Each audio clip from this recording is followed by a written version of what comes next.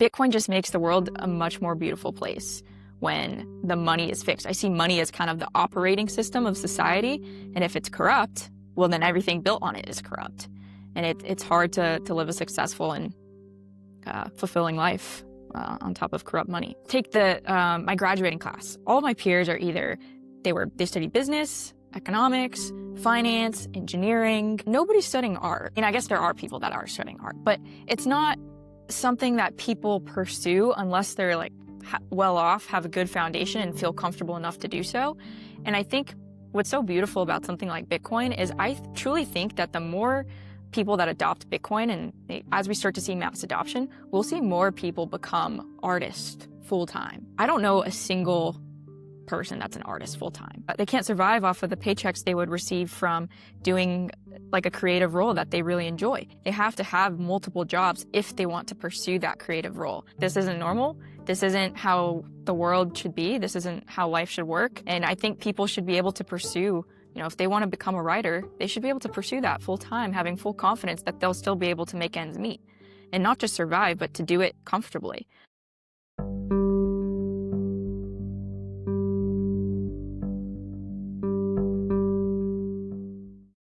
Hey, everybody.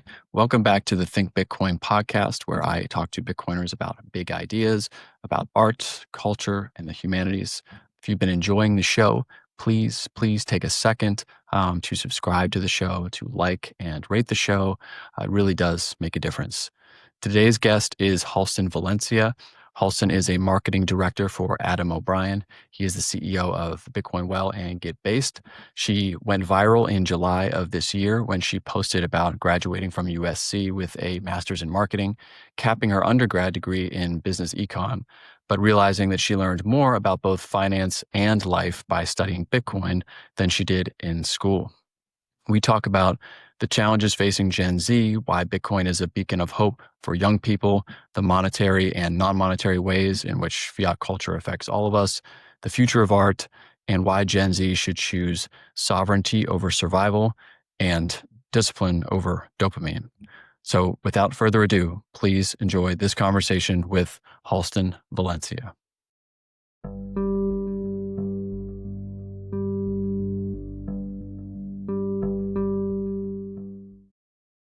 All right, we are live. Halston Valencia, welcome to the Think Bitcoin podcast. Thank you. I'm so excited to be here.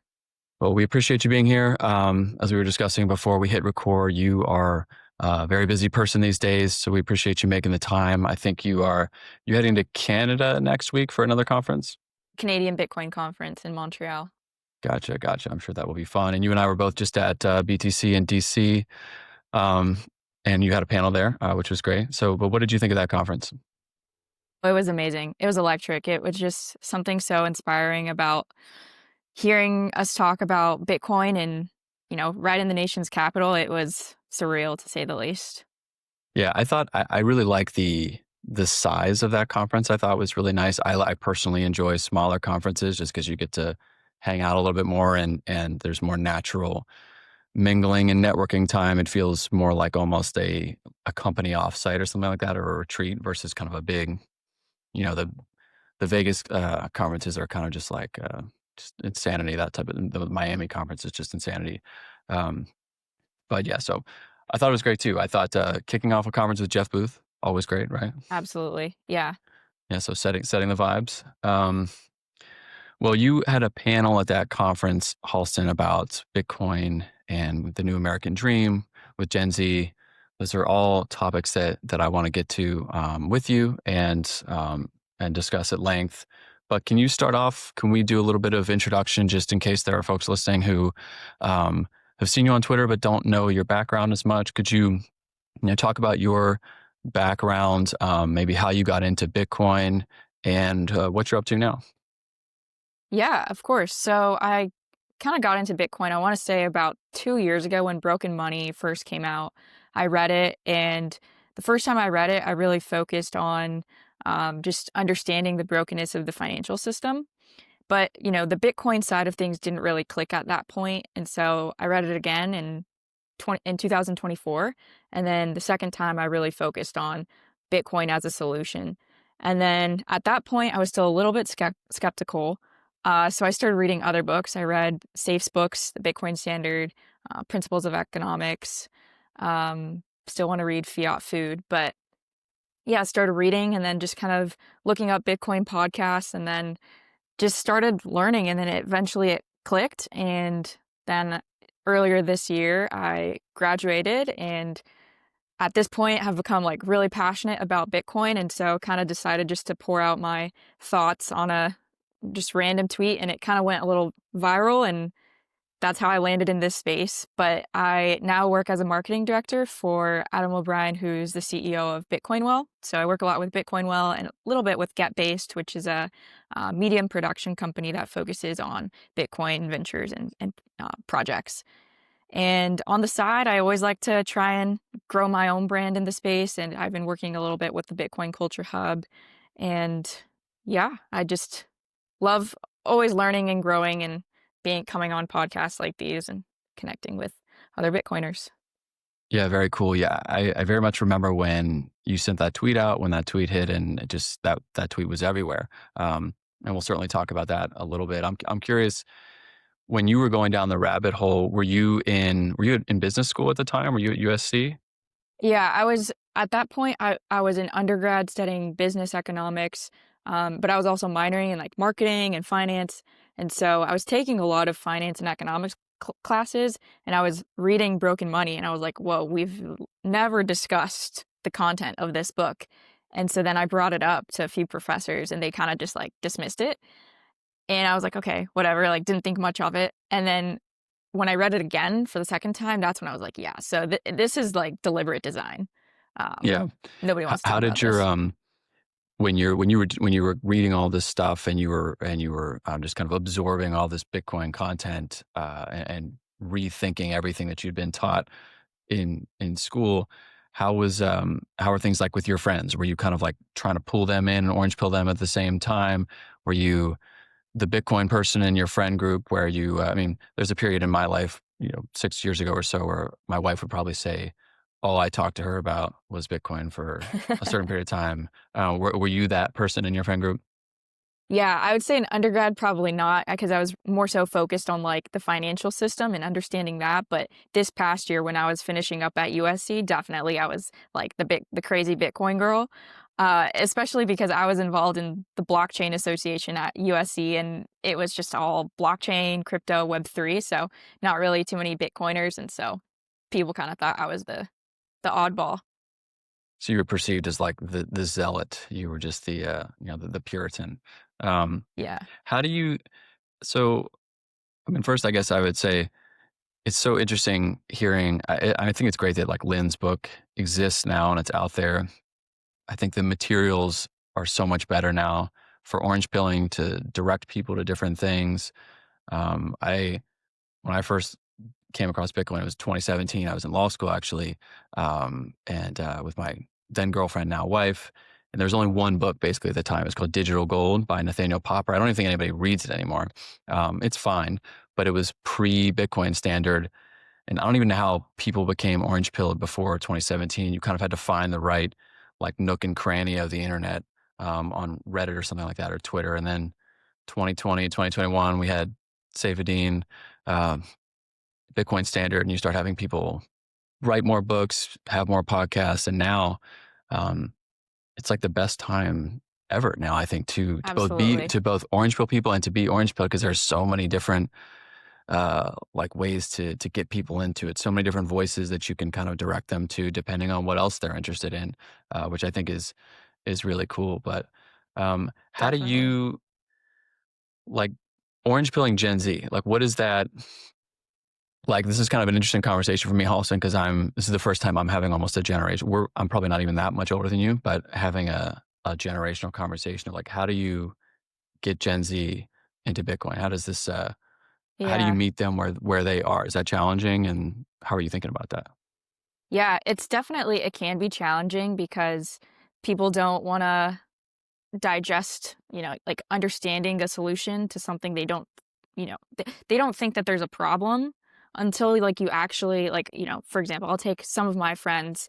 The way that I've orange filled them is like, okay, do you think groceries have gone up? Yes. Has your rent gone up? Yes. Do you think life has just gotten astronomically more expensive since 2020? Yes. Okay. So you start with that. It's like, okay, so there's inflation and there's monetary debasement. Start with like explaining those two concepts. And they're like, okay, that makes sense. And then you can kind of start, going into like history, like Bretton Woods. You can talk about when like gold, like in 1933, when the gold was like seized. It's like you explain those things. You're like, I've never heard of this. Then my favorite is like, so many people don't realize like the dollar's not backed by anything. It's like, Mm, guys, then we hit 1971 and it's like it blows their mind and they're like, "What?" And it's just yeah, it's kind of you just start with the history and like where we're at now. I don't even mention Bitcoin, just kind of explain, the financial system we're in. And then slowly, I'll introduce like, wouldn't it be better if the dollar was backed by gold or another hard asset? And then yeah, and then I try to slowly introduce Bitcoin. I think what I've seen too is short form content has really resonated with Gen Z. Unfortunately, my generation is addicted to doom scrolling and TikTok and Reels. And so that could be an avenue that ends up working to see mass Bitcoin adoption within my generation. But to your question and to your point, it is definitely challenging because so many people just don't realize the system we're in. It's yeah. incredibly broken.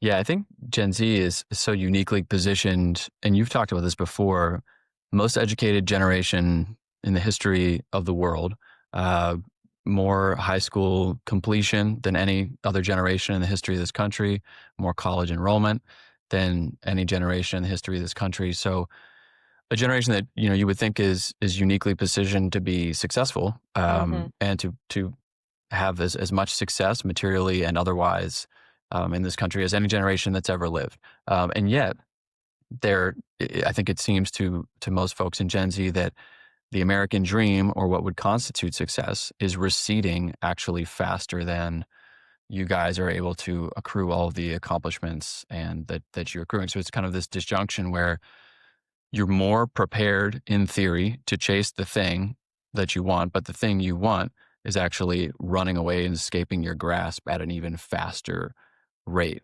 which is obviously an untenable tension. Like, do you feel that? Do your friends feel that? What are those conversations like? Yeah, I think we definitely feel that. It's look at home prices from like our parents' generation, like my mom and dad are Gen X, I believe. When they were growing up, the average home price was only 2 to 3 times the average salary. And today, the average home price is like 8 to 10 times the average salary.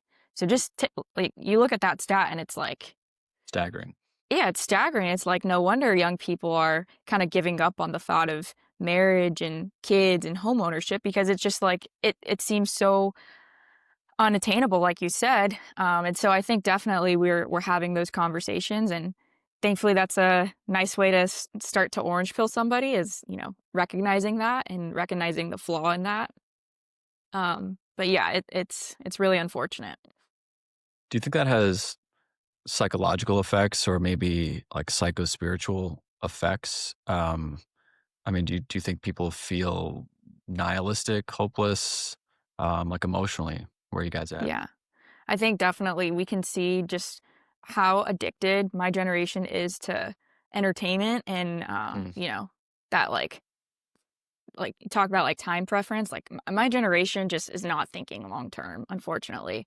And so I think, yeah, definitely there's some negative psychological effects, and depression, anxiety are at all time highs. And, I remember growing up, like hearing occasionally that somebody was going to therapy. And now it's like, I feel like everyone I know is going to therapy because it's just gotten so bad where people are having to turn to substances and all the things. And they don't understand why they feel this way. And I think you take, look at church attendance, like church attendance has gone up. I go to church, I try to go to church pretty consistently. And I've seen even in my church, like attendance has probably doubled. And so I think that there's definitely uh, negative impacts to the brokenness of this system. And even just with, take fiat food. Haven't read the book, but you look at the brokenness of the dollar and you see all of the negative effects that it has and how it's affected, like all the food that we eat is just filled with preservatives and junk and garbage, and it's like that's a downstream effect of having a dollar that's completely broken and having misaligned incentives. And so, yeah, definitely think that there's lots of terrible psychological impacts. Yeah. No, what you were saying about food, I haven't read the book either, but certainly should. It's interesting because I think, a lot of what I think about on this show too is the different ways and areas of life and human endeavor where the effects of fiat kind of trickle down that we don't think about. I mean, I think food is one that people are starting to think about more, which is great.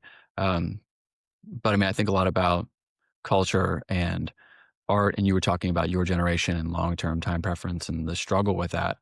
And, I think that, art is one of those things where if you have artists and creators with long term sort of time horizons and low time preference, and they're kind of given the space to create these beautiful things, and they're actually trying to pursue beauty and truth and things like that and celebrate that versus trying to just make something that's commercially viable or that, vibes with whatever the tastes of the day are so they can get more Spotify plays or whatnot. But I think do you think that's like in your generation? I mean, do you feel? I certainly feel like this in my generation. I feel like we've been subjected to just superhero movies.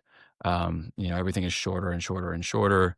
I think people have a really hard time in my generation sitting down and just like reading a book for an hour. That's a very Hmm. challenging thing. I think people almost have like a break, like their brains break when they sit because I can't be alone for an hour. Just like sit down and read something. Do you feel that? I mean, do you think would you agree with that? Do you think that that's on point or do you think that's off? No, absolutely. I wholeheartedly agree with that. And yeah, I think there's so many downstream effects of fiat that we could talk about for hours. But yeah, I mean, time preference is definitely one. Even it's so random. I was thinking about this the other day. I recently moved into a new apartment, and the quality of the apartment I feel like has gone downhill since like when I was a kid. I feel like everything used to be like real wood and like there Mhm. was brick and we had nice architecture.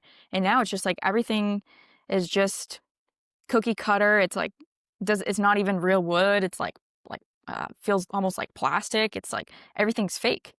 Everything's just poor quality. Um, but yeah, to your point about, our generation's attention span has definitely been destroyed. I'm trying to change that and have an impact on that. But yeah, it's sad that so many people. I think I saw a stat like only 1 in 4 adults read an entire book last year. It's very So sad.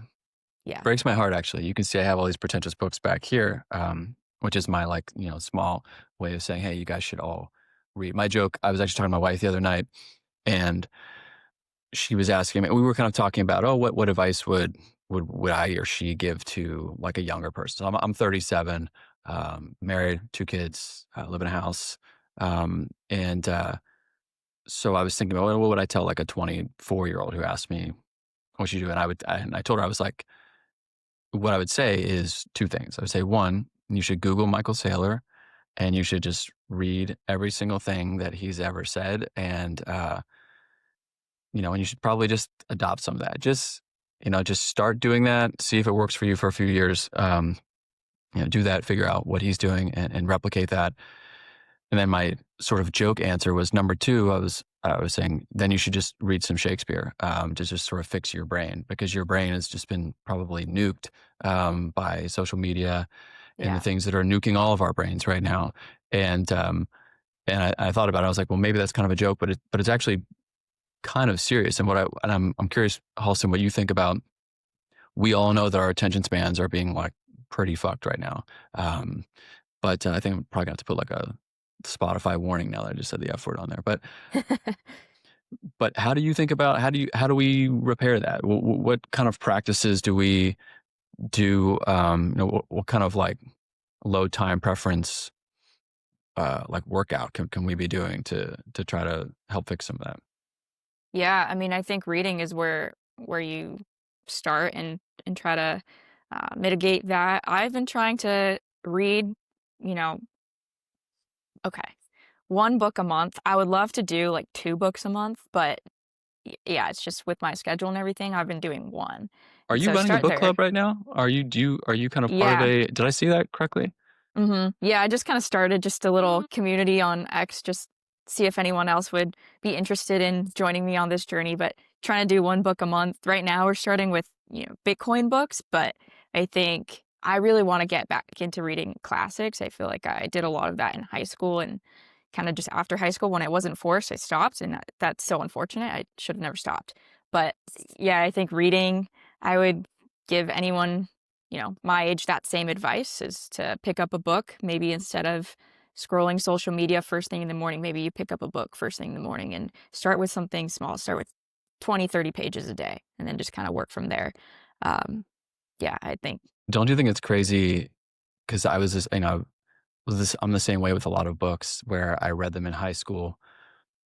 And I think it's kind of wild that we are exposed, most of us in high school or even junior high are exposed to these incredible books, um, just, generational books that have stood the test of time. But we encounter them when we're like 15 years old or 16 years old. We don't have a lot of life experience when we encounter them. I mean, what is a 15-year-old going to get from Macbeth? It's not really geared to a 15-year-old per se, or I would say at least a 35-year-old or a 65-year-old is going to get a lot more from King Lear than a 15-year-old, 'cause it's about inheritance and stuff like that. But it's always when I think about how we as a culture, we just expose 16-year-olds to all this great stuff, and then we kind of make it so that the rest of their lives, they never encounter it again.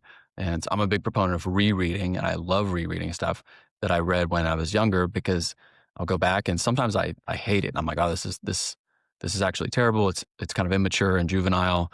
Um, but most of the time, the overwhelming majority of the time I read it, I'm like, wow, I did not get that piece of this at Yeah, all. And now that I'm like a dad or a yeah, husband, where, just kind of approaching middle age, I guess, which is yeah, depressing to say, but now that that's where I'm at in life, I respond to things differently. And I think that yeah, that's important to do, but people just, nobody rereads anymore now yeah. either, which I think is important. Yeah, and that's one of my goals for this year. I'm also like a huge advocate for just make your New Year's resolution like throughout the year. Like you can just restart your life. You Mm, can just go out and do things. And so what like my goal for the next few months remaining in the year is to definitely to start rereading some of those classics. Like I remember reading a lot of George Orwell in high school. I'm like I, I was like 14 or 15 when I read those books. Like I definitely want to revisit those and yeah. yeah, for sure. Shill us tell me more about the book club. What are you guys reading now? And is that something that other people can kind of hop on and join in with? Yeah, absolutely. I mean, it's just all very casual. I mean, low commitment. My goal there is just to kind of, well, we've been kind of discovering new Bitcoin authors, which is fantastic. I think I just finished reading The American Dream, which is a Bitcoin book, or Bitcoin and the American Dream. And so, but I realized a lot of people hadn't finished reading it, so I think we're gonna read that, and then we have a few others that are coming up. I think the one that's right there behind you is definitely going to be one that I want to read with the club. Yeah, The Treasury of Michael Saylor. I got to read it. Um, yeah. So if any of you want to join the community on X, it's called Chapter 21. Recommend everybody do that. I'm gonna go check that out myself. I love that idea. I think that's awesome. I keep seeing this book floating around. I want to say I think it's by a Bitcoiner, Michael Sullivan, "The Blood of the Bourgeoisie." Are you Yes. familiar with that one? Is that one happening? Is that one that people are Yes. reading these days? That is one that I just recommended we all read. I actually haven't started, so that I need to start that tonight. But that is the one that we're supposed to be reading this month. If anyone has finished the Bitcoin and the New American Dream, then yeah, super excited to get into that. Especially, I haven't read a novel in like ages, so Yeah, very excited. sometimes it just feels like really, especially fall. It's becoming fall. Like the weather outside. You hear the leaves falling, gets a little cooler, and you're like sitting inside by the window. And there's something about Yeah, reading a novel that's feels very restorative. People sleep on how restorative I think getting lost in a novel can be. I know I sound like I'm a person from 1890 right now, but it truly is. I highly recommend. Yeah, I highly recommend as well. So if you want to join us, we'll be reading that one. For sure. So you had this. So we've kind of touched on this tweet that you had when you, I think it was in July when you graduated from USC, and it was kind of a manifesto. Sort of, you kind of just came out and you put it all out there. You said, I just graduated. I basically learned more in my nights and mornings, early mornings, going down the Bitcoin rabbit hole.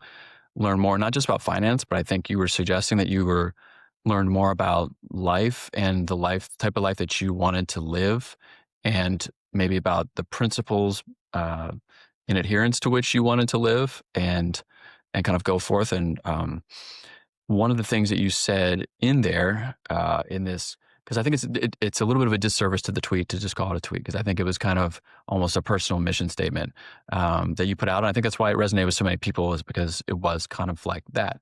Um, and so, but you said you were kind of committing and making a decision to live a life um, of discipline, not dopamine, which I think is a great kind of tagline. I think a lot of people should think that way. Like, you're in a certain situation, like, discipline. Am I choosing the discipline thing here? Or am I choosing the dopamine hit here? Um, can you talk a little bit about that, and maybe not just, I guess, discipline and dopamine, but also, you know, putting that out there? I mean, that's a little bit vulnerable. I mean, you kind of just threw that out there, and it was kind of like, I might be dating myself a little bit here, but have you seen Jerry Maguire? No. So there's Jerry Maguire. This is like an early '90s movie, but he has this manifesto, and everybody kind of, some people love it, some people are like, oh, that's a little cheesy, but he was vulnerable about it, and he went and put his whole mission statement out there like you did. And I love the discipline, not dopamine. I think is amazing. Can you talk more about that, Yeah. and how you are embracing that in your life? Yeah, I think part of that was just learning about Bitcoin taught me, like you said, so much more than I had imagined about the world and just how the world works. And so when I wrote that, what I had in mind was like learning about Bitcoin and understanding how Bitcoin works. I saw it as something that I'm putting my time, energy, and wealth in long term. I don't see it as, get rich quick. I'm not in it for the arb. I'm in it because I see it as like a moral movement. And so I think understanding that principle that Bitcoin teaches could be applied to literally every aspect of life. Take, for example, say you're at the mall. The old me would have been like, okay, I'm just going to spend $200-300. Doesn't matter. Life sucks. I'm hopeless. I can't buy a house. I have student debt. I have all these problems. So who cares? Right. But now, you know, I'll call it post Bitcoin, I understand that when you have a solution and you're able to think long term, you can adopt that new mindset, and you don't have to, have a dopamine hit every day. And that goes for social media too. I think I used to be a victim of doom scrolling for sure, especially in college. It's just so normalized, and it's like you don't want to miss out on the trends or whatever it's happening online. And I think that has been so destructive for society. Like we were just talking about, reading has gone down, retention has gone down. People are not able to retain information the way we used to as a society. And I think, yeah, I've been really trying to adopt that mindset and just apply it to every part of my life, whether it be working out, whether it be the food that I consume, even the content I consume. I'm careful to not fall into a trap of, even on X, like, it's part of what I do. Try not to doom scroll on there, and just only, curate my feed to be exactly what I want it to be, and not fall into the trap of that. Just I just love reading comments sometimes, and sometimes it's like the comments are way funnier than the actual post, and it's just like I fall into that trap occasionally. And yeah, I've been trying to be more intentional about, if I want to go on X, I'm searching for something, or I'm searching for a specific analyst. So yeah, I think that that line can really be applied to anyone, any age, and really any aspect of their life. Yeah. I think a lot sometimes about boredom and how we've basically, I think culture now, we put such a negative stigma on boredom, whereas I think, a lot of studies with respect to creativity show that if you just give your brain, like, a break from the deluge of information that it's receiving all the time, it'll kind of, um, start to wander a little bit in ways that are productive and generative, which is good for creativity. How do you think about like, I personally sometimes struggle with, I'm on X too. I've been on, like, Bitcoin Twitter for years, and, you get kind of into this scrolling thing sometimes, but at the same time, you're using X trying to, learn stuff, and sometimes you're meeting people, but I think that there's a tension there between I think we all kind of recognize that, social media is probably not a net positive, for each of us unless it's curated pretty aggressively. It's sort of this thing that's kind of necessary, but we also, I know a lot of people who are really hustling on social media just to try to get to a place in life where they don't have to be on social media, if that makes Yeah. sense. How do you think about that tension? Obviously, like you're in marketing, so part of what you do is creative and also social, and so you have to be on social media as well. But how do you think about that? Yeah, it's definitely something I've struggled with, because it's part of my job. My 9 to 5 is definitely staying on top of what's happening in the world and what's happening in the Bitcoin world and decentralization. And so, y- I try to be diligent when I'm on social media and try to be really intentional about what I'm there for. Um, but yeah, I think it's great. Social media is such a great tool. You have it gives you reach. Like I said on the panel, like my generation has the internet for reach. Same thing with social media. We have just you're able to tap into a global audience at any given moment, and then we have AI for literally just helping us with anything we want in 20 seconds. And then we have incorruptible money, which is Bitcoin. And so I think that foundation is really powerful and can be used to then get to a point where you no longer have to rely on social media and AI to try and grow your success, like monetarily speaking. But I think there's definitely a point where you can fall into the trap of just becoming so addicted to it that you're not even doing it for the right reasons anymore. And so I'm trying to be very cognizant of that in my day-to-day life. I think right now it's hard to find the balance because I do it for my day job and then I also do it just for my personal brand. And so, yeah, it can be challenging, but yeah, I think it's tough because like you said, everyone's on Bitcoin Twitter.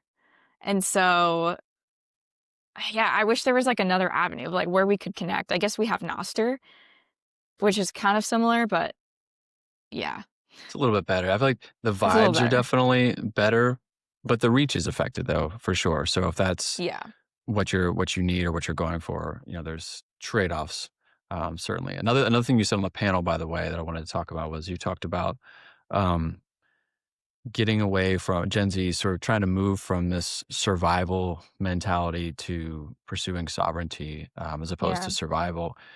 Do you think that Gen Z? I feel like that's a big idea. I mean, sovereignty itself is a big idea. When you talk about sovereignty or just the idea of what that means with folks in your generation, how does that land? Is that a concept that is often talked about, or is that do people look at you and go, what the hell is sovereignty? That sounds like Yeah. a John Stuart Mill word or something like that. How does that go? Yeah, definitely, yeah. My friends outside of the Bitcoin space have no idea what I'm talking about, and they're like, "Since when are you so religious?" And I'm like, "Whoa, whoa, whoa, guys. I'm talking about, like, freedom of Yeah, choice." Right now, like, take my graduating class. All my peers are either they study business, economics, finance, engineering, I have, like, a friend that's studying architecture. Nobody's studying art. Nobody's Well, I mean, I guess there are people that are studying art, but it's not something that people pursue unless they're like well off, have a good foundation, and feel comfortable enough to do so. And I think what's so beautiful about something like Bitcoin is truly think that the more people that adopt Bitcoin, and as we start to see mass adoption, we'll see more people become artists full time. I don't know a single person that's an artist full time. I mean, I don't. I don't know anyone that is an author full time. It's usually people are writing after their 9 to 5, after their corporate job. And I think, it's kind of sad that people can't make a living off of what they can't survive off of the paychecks they would receive from doing like a creative role that they really enjoy. They have to have multiple jobs if they want to pursue that creative role. And I think, yeah, it's something I'm trying to explain to my friends outside of Bitcoin and my generation is like, this isn't normal. This isn't how the world should be. This isn't how life should work. And I think people should be able to pursue, if they want to become a writer, they should be able to pursue that full time, having full confidence that they'll still be able to make ends meet and not just survive, but to do it comfortably. And so, yeah, I think that's something really, a really important message I'm trying to spread is the idea of sovereignty. Do you think that it's fiat and the various effects of fiat that have gotten us to the point where I completely agree with you, by the way, about there just are not a lot of full time artists. I mean, my joke to my wife all the time is that a lot of the quote unquote art that exists now that is making money is more just kind of group projects where it's not really the vision of one person. It's kind of like you get a bunch of money people and people whose job it is to just their actual job is just to figure out how to conform this thing that you're creating to the existing commercial taste to just make as much money as possible. That is the end goal. And there's nothing wrong with like having a goal to be commercially successful. That's fine. I think there should be like an equilibrium of, I'm trying to execute this creative vision that I have regardless of the commercial effects of it or the commercial results of it, just because it's something that I think is beautiful or whatever. Yeah. And then balancing that with, of course, you also want to be commercially successful because otherwise, there should be some type of equilibrium there. But I think we've really just swung way Yeah. to one side. Do you think it's a fiat thing? Why do you think we're in this place that, like you said, there just are not a lot of full time? I'm sure we both know people who are writing on the side or creating on the side, but they can't do it full time. Yeah, I think it's definitely a downstream effect of fiat. And, I'll take, for example, I just moved into a new apartment trying to look for some art. There aren't any, like, art stores near me. It's TJ Maxx, um, you know, I don't know, like Restoration Hardware. It's just all commercialized art. It's not, there's not a lot of like original pieces, at least not that I know of near me when I was doing my Google search. And so I think that, it goes back to misaligned incentives, one, and two, we're just all trying to survive. And yeah, I think it all just comes back down to we're all just treading water. For those of for those of us that have understood Bitcoin and seen it as a solution, maybe you're not. That's great, but I think a majority of people are just treading water. Yeah. And for me, I think there's just so much lost and sacrifice in just how we each express our humanness and like pursue our I guess highest calling whenever we're just all trying to survive. Yeah. Yeah, definitely. Yeah, I think like for me, my highest calling, I actually don't know if I've talked about this on a podcast, but since I was very young, have had a big heart for children in foster care and got to not work, but I got to volunteer a little bit in foster care a couple years ago. And I talked to a lot of people that are volunteers in foster care, and they talk about wanting to adopt children. They're like, I can't do it. I can't financially do it. I can't afford to have kids. I can't even afford to like reproduce. I can't afford to adopt. I can barely afford my cat or dog. And so, yeah, I think you take something like Bitcoin, it's like that's such a solution to so many of the world's problems. We would have I think Bitcoin just makes the world a much more beautiful place when the money is fixed. I see money as kind of the operating system of society. And if it's corrupt, well, then everything built on it is corrupt. And it's hard to live a successful and fulfilling life on top of corrupt money. And so, yeah. That's a good segue into my next question, which is about family and it's about children. You just spoke eloquently about this and the effects of kind of fiat culture on families and people wanting to build families, and just our cultural emphasis or de-emphasis on families and the family unit. And I think I've either seen you tweet or heard you say before that Bitcoin has given you more optimism as a young person who wants to have a family, be a mom, be a parent. Can you talk about that? And why does Bitcoin give you that hope, in terms of families, and maybe also talk about it societally as well, beyond the individual, but just what that Sure. can do culturally for families in America. Yeah. I mean, I'm a strong believer in that, I grew up with a single mom, and so I always saw how her attention was divided and she was a slave to her job. And like my dad worked too. And so I think the world is more beautiful when kids can have their parents' full attention, both parents, I add. And so for the longest time in college, before learning about Bitcoin, I wasn't too optimistic about my future, just, with the opportunity to become a mom, because I didn't feel like I would be able to become a full-time mom ever. I always kind of thought like, okay, well, if I do want to have children, the only way that I could afford this is if like both parents work, like my future husband and I both work. And to me, I didn't see a lot of value in having kids just to send them to a daycare or send them to school, and then after school they go to an after school program, and then I'm not seeing them till 6 p.m. and it's like it's bedtime at 8 p.m. Like I just didn't see how that would be a fruitful life. And so I kind of just gave up on that dream before Bitcoin.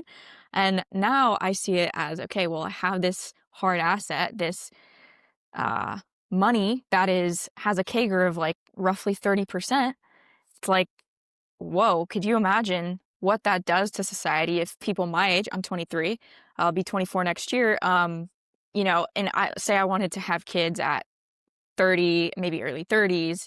By that point, I think I would feel comfortable enough to become a mom full time and not have to rely on my corporate cubicle for 40 hours a week. And I could focus on pouring into the next generation, whether it be my own children that like biological children, or whether I adopt a few children, whatever it may be. I think it's so important that we have people dedicating their undivided attention, whether it be a mom or dad or both. And I think that we don't really have a lot of that anymore. I think a lot of parents nowadays, they're both in the office full time.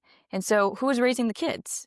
Is it a random nanny? Is it a random elementary school teacher? I mean, I just think that, there's a lot of downstream effects of that. And I would love to be able to just really, really pour into the next gen. I think that's so important, um, for us to see a growing and, successful population. It's like we have so many kids with, like I mentioned earlier, depression, anxiety, and they don't know why. I mean, I see, I used to be a nanny, and I used to see these small children like develop anxiety, and they're Mm. like under the age of 10. And it's like that's insane. I don't know of any other generation that has experienced something like this. And so, yeah, I think I have a big heart for that and excited to become a mother one day for sure. And it's so amazing that I see Bitcoin as uh, kind of a solution and a, a means of hope for that aspiration of mine. Yeah, for sure. My wife and I were recently having this conversation. I'm also, I guess this is going to make me public about this, but so I'm going to be held to this, I'm sure. But so we are now, I think we're considering having a third child, and I think that will probably happen. And part of that, it feels like, and it's having children. I will say is, I love my children so much, and my wife and I are super blessed to have our two kids. They're just, if anybody's even thinking about having children out there, the it is every single cliche about it is true that you just develop, areas of love and expanses and vistas of love in your heart that you just did not know exist. I mean, I think about my Mm, children like every hour of the day.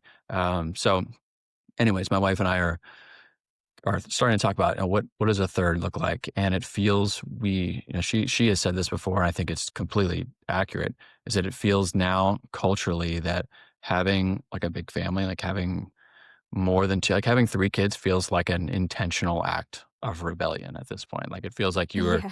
openly rejecting what the sort of norms of society are telling you these days. Yeah. So I love that. yeah, so I mean, we it's fun to think, okay, let's we are, and Bitcoin plays a part in those conversations, right? Just like you were saying, we're looking into the future, thinking, okay, if we have our long term savings basically kind of set, if we're saving in this money, where we've been saving in this money that has a CAGR of 30% every year, then we can start to think about that. We can, I guess, be rebels in that sense. And I do think it's a little crazy that we've gotten to a place in society where that is kind of an act of rebellion. But I think it's accurate to say that that's what it is. I don't know if when I was in school, in grad school, it was definitely not cool, quote unquote cool, to talk about having a family, or especially a big family. That was not something that the cool kids were necessarily running around talking. I don't know if it's changed with Gen Z or No, not. I suspect probably not. no, it hasn't changed. Yeah, that people look at you like, oh, you want to have a big family? What? Hmm. So, but it's just, yeah, I don't know. I feel like when our parents were kind of coming up, they probably thought a little bit, I could be wrong, but I suspect that there was less thought about the financing of the children. As I think that's like the sole consideration these days for a lot of cases, is just like, how do we finance this? That has become like, maybe it used to be maybe Yeah. like 50% of the conversation. Now it's like 90% of the conversation. Yeah, completely Probably worse agree. for Gen Z, I imagine. Yeah. I saw a stat that was 1 in 4 Gen Zs and millennials do not want to have children because they don't feel like they can financially afford them. Hmm. And so I think that's so sad. What do you think about young people who say, I see this a lot too, where not just young, like even like millennials and Gen Z both, 'cause I know people personally who will say, I don't want to have children because the world is so bad, or Mm, climate change is going to kill us all, and I don't want to yeah. bring a kid into that. And it's just very defeatist. I'm not trying to attack anybody who has that view, but I do think there's some defeatism there, and it's just lacking hope. I mean, do you hear that a lot? Yeah, I think that could just be an effect of fiat and just looking for an excuse. It's like, well, can't afford it. The world, well, I'm just a doomer. The world is horrible. Uh, I think obviously, I don't have any kids or anything, but I think my advice would be to don't fall into that mindset. It's like, sounds so simple, but just don't fall into that mindset. Like, the world has never been perfect. The world has always had its issues, its fair share of issues, and I think if you adopt that mindset, if everyone's adopting that mindset, what happens to society? What happens to our population? We're on the decline already. Um, I think kids are so beautiful. I really enjoyed my time as a nanny, and it was such a rewarding and fulfilling job. And so I can't even imagine what motherhood would be like. Uh, I think I forget what the stat was, but it was like men that have kids are, a certain percentage more successful in their careers because they have this drive, this like primal effect to want to provide and protect. And so, and I think that, probably the same for women. Um, but yeah, I don't really, I try not to fall into that doomerism, especially knowing about Bitcoin and, being an investor. Yeah, I just wish that more people had this same hope that I have. Yeah, the first episode of this podcast was with I don't know if you ever met Stephen Luca of Swan. Well, he used to be at Swan, now he's at Nakamoto. But he's a good friend, and we were talking about all of these cliches that exist in Bitcoin that are actually just profoundly true. Um, and you just make me think, I mean, Bitcoin is hope. Sounds so hokey and hackneyed and ridiculous. Um, but it actually is true in just like a lot of different ways in different areas of life, particularly with respect to families, which is maybe the most important thing. So shout out to all the moms and wives out there. Shout out to my wife, who is definitely listening. I would say she is the person who keeps me. I think I lean naturally a little doomer-ish. Um, but she definitely pulls me back. Bitcoin helps, but she Yeah. always pulls me back into this. Like, no, this is everything is great. Everything is going to be great. We are fine. Everything's going to be fine. And focus on the beauty in the world that's out there and that you can provide to the world in some small part. So That's awesome. yeah. So yeah, shout out to the moms and the wives. But Halston, I want to, as we kind of start to like angle a little bit to a conclusion here, I want to do a couple rapid fire-ish type of questions. I always like to ask people what they're reading. I've kind of already covered that with you, and so you've given us a lot of good ideas there, and even starting a book group, which again I will reiterate, I love that idea. More book groups should be out there. More Bitcoin podcasts, more conferences, more book groups. Let's do it. But I'm curious, also, as a young person who you're going to live a long time. How like visually when you sit around and like you daydream sometimes, which I'm sure you do, about what the future literally looks like. If let's say everything goes the way we think it's going to go with Bitcoin, the world continues to Bitcoinize. I have in my mind some kind of picture of like, the end of Interstellar mixed with like ancient Rome at the same time, just like kind of smashed together. We have like this super rich culture with all this Yeah. incredible technology. And I try to visually picture what I think beautiful architecture will look like then. I mean, when you daydream about 20 years from now and Bitcoin reshaping society, both I guess visually and non-visually, what does that look like to you? Yeah, I think we'll see a lot of, I think the first word that comes to mind is restoration of Mm. society.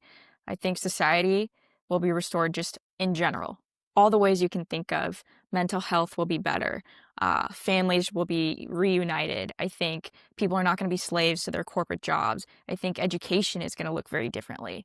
And I think when I daydream, yeah, like you said, I think of more beautiful architecture. I think of quality goods. I don't think we'll have any of this, all this junk and all the preservatives and all the crap that they put in our food. I think that's starting to change. And uh, yeah, I would love to just imagine a world where people can live to do what they love and not have to work just to live. And so I'm starting to see that a lot more now in the Bitcoin world. I've met a handful of Bitcoiners that are just kind of what they like to call retired. Not quite, because they're still providing value to the world, but they're doing the things that they love. I mean, my good friend Kyle, he just moved to Brooklyn. He's the founder of the Bitcoin Culture Hub, and he's able to do this full time because it's his passion and because Bitcoin allowed him to. And he's fully just trying to help our generation. And he can do that comfortably because of Bitcoin. And so I think we start to see cases like Kyle's and even my own. I'm hoping in the next few years I can just pursue, whether it be motherhood or whether it be a different career opportunity, just doing the things that like I'm passionate about. I think that we're going to see more and more people be able to do that in the next 10 to 20 years. And I think Bitcoin, it's just, like I said, it's going to restore our society in so Yeah, many ways. I love that. Yeah, I always like when people ask me what this podcast is about, what I usually say is that, we're fixing the money, but then after we fix the money, what comes after that, I think, is just a total cultural renaissance. I mean, I think we fix the money and then just a renaissance follows. And I'm just excited to see all the different manifestations of that and all the different talented people who are kind of freed from the shackles of like the exigencies of the day to day and surviving and stuff like that, and actually get a chance to offer to the world their gifts, whatever those gifts may be, and how rich society will be when more people are able to do that, which I get very excited about. That gets me very animated. Hmm. So tell me a little bit about too. I wanted to ask you about the Bitcoin well, which is where you're at now. So what's going on there, and what are you guys cooking up over there? Yeah, so the Bitcoin Well is one of the OG Bitcoin platforms. Has been around since 2013, I believe, and it's a non-custodial Bitcoin platform. So I refrain from using the word exchange because we never hold your Bitcoin. And so I love it because I can just buy my Bitcoin. Well, I get paid in Bitcoin, and so I can just Good for you. Yeah, it's great. I love it. But okay, say I didn't get paid in Bitcoin. I wanted to buy Bitcoin. I could buy Bitcoin and instantly send it to either my cold storage device or I could send it to a hot wallet and I don't have to wait. I don't want to bash on any of the other exchanges, but some of the exchanges you have to wait a few days before you can send it anywhere, which is kind of goes against the entire Bitcoin ethos to me. And so, yeah, I love Bitcoin Well. Shout out Bitcoin Well. And I'm working on some of their marketing efforts right now with their CEO, Adam. And we definitely have some exciting things coming up. We have some merch that is coming out soon, hopefully in the next couple weeks. And then they are starting a treasury. And so I don't know if whoever's watching has been following, but definitely follow. They are going to be the biggest treasury in Canada.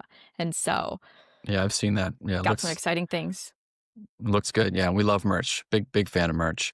How, do you spend Bitcoin regularly? How do you have like some people feel very strongly about spending Bitcoin, circular economies. Other people are, to never spend it, just hold it forever. Where do you kind of come down on that? Yeah, I think it kind of depends where you're at in your Bitcoin journey. If you're just starting to buy Bitcoin today, then I would say, hodl a little bit. Bitcoin, every 18 months, your life gets cheaper. It gets cut in half. And so I would say for me, I started buying like, couple years ago. I mean, I get paid in Bitcoin, so I do spend Bitcoin. I love doing like lightning transactions. It's like my favorite thing ever. And it just, every time I do it, it blows my mind, just the technology.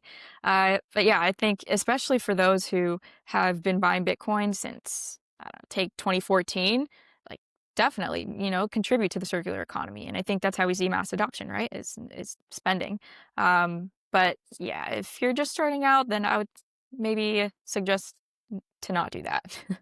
Yeah, no, I feel you. And I guess one more question before I kind of give you my last question is, this is another thing I talk with my wife about all the time. My wife is a Bitcoiner. Um, but the Bitcoin space, there are fewer women, I guess, who are public Bitcoiners. Which obviously a big part of adoption is, everybody should be a Bitcoiner. But how do you, I think it's awesome to see, like Natalie Brunell is out here, obviously, and there are a lot of just super talented women out here now making moves and doing all kinds of awesome things in Bitcoin. But how do you think about that? There was, I would say like 7 years ago, Bitcoin was very male centric. And the crazy thing is also like women live longer than men too. So in some ways, I think Bitcoin, like the long term stuff of Bitcoin and financial security, is almost even more important for women. But like, how do you see that? How do you is there? Do you see more like from your generation, more younger women getting into Bitcoin? Do those conversations go better with Bitcoin? Do you change your kind of like orange pilling? Um, pitch or strategy when you're talking to other young women, your peers, or how does that all go? Yeah, I think to one of your points, more women need to be learning about Bitcoin and adopting it and buying Bitcoin. I'm definitely trying to change that. I think it's still very male dominated out here, especially at these conferences. Like we were just in DC. I want to say I probably met, I don't know, 10 to 15 females out of hundreds of men that I got to meet. And so the ratio is still way off right now. But Yeah, yeah, the messaging I think stays the same. We're all experiencing the brokenness. I think the one thing I would add usually to when I'm trying to orange pill somebody who's my age, maybe wants to be a mom, is like, hey, if you buy Bitcoin now, you have something you can lean on when you do want to become a mom and if you want to become a full-time mom.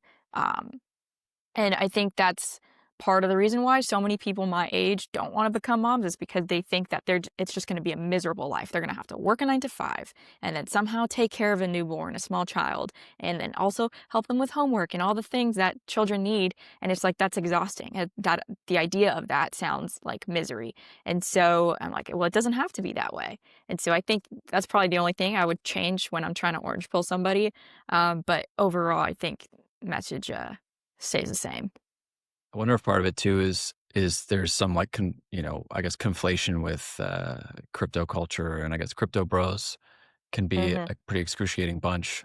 So I guess if Bitcoin is being lumped in there. I would imagine a lot of women probably look at that and go, wow, you guys seem excruciating. So I'm going to step to the other side. Yeah, definitely. I had a fair share of poor experiences with the crypto bros back in college, and for a while, that's why I was so just deterred from wanting to even learn about Bitcoin because I just thought of it as another crypto asset. I hadn't actually spent the time and the 50 plus hours learning about Bitcoin on its own at that point. And then when I finally did, I realized like, okay, we should not be putting it into the crypto basket because it is so different from all of these other cryptocurrencies. And so I try to spread that message as well, especially within the female space, because there's a stigma behind the crypto bros and the sometimes even finance bros. And so I'm working on that. Yeah, good, good. Well, Halston, where can people find you, find the Bitcoin Well, and just find more content from you? Yeah, you can follow me on X is where I'm most active at Halston Valencia. And then same thing with the Bitcoin Well, just at the Bitcoin Well on X. And you can follow our treasury status there. It's got exciting things coming. And like I said, we'll have merch coming soon. So definitely go follow and pay in Bitcoin whenever that's available. Awesome. Well, Halston, thank you so much for coming on. It was delightful to hear from you. I think Gen Z, the future is looking bright as long as it has, folks like you out here doing the good work. So appreciate you taking the time today out of your busy schedule.